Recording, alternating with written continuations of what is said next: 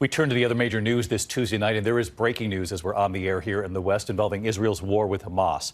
The breaking developments at this hour involving the hostages.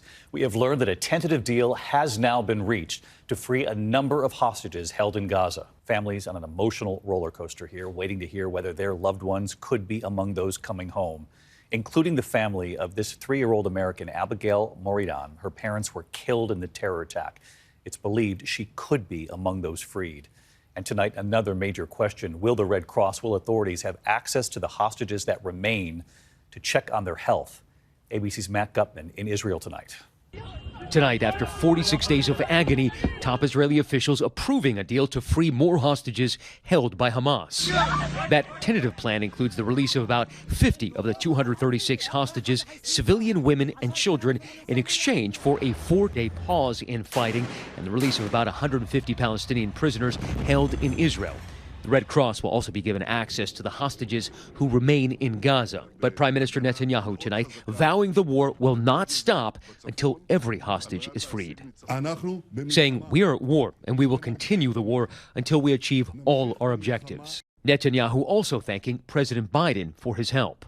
At least 10 Americans are still missing, including 3-year-old Abigail Moridan, orphaned and kidnapped by Hamas. She's the youngest American held hostage, and tonight, a U.S. official confirming she's expected to be released. Abigail's parents were killed when Hamas terrorists stormed kibbutz Kfar Aza. Tonight, Abigail's family hopeful but skeptical. Until we actually see Abigail and other children come out of Gaza, I really don't think I can go to that place where I will let myself really believe that she's free. We all pray that this release will happen and that Abigail will actually be home to celebrate her 4th birthday. And tonight, as demonstrators clamored for the Israeli cabinet to approve the deal, we caught up with Hadass Calderon, overcome with worry. So you're fighting for this deal, but you don't know that your children are actually in it. I don't know. 5 of her family members were taken hostage, including her 16-year-old daughter, Sahar. And here, the very moment her 12-year-old son, Erez, was kidnapped by Hamas. Why do I have to suffer so much?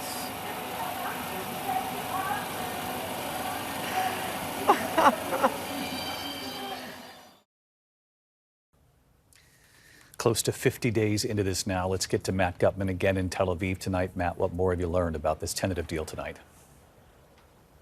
David, we understand that the hostages could be released in batches of 10 to 12 over 4 to 5 days. It could last longer, and that's partly because some of them have been dispersed across the Gaza Strip and because some of them are being held by other groups. Now, we understand from that U.S. official that 3-year-old orphan Abigail is expected to be on that list. It's unclear if any of the other 9 missing Americans are on it as well.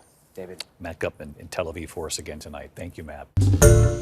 Hi, everyone. George Stephanopoulos here. Thanks for checking out the ABC News YouTube channel. If you'd like to get more videos, show highlights, and watch live event coverage, click on the right over here to subscribe to our channel. And don't forget to download the ABC News app for breaking news alerts. Thanks for watching.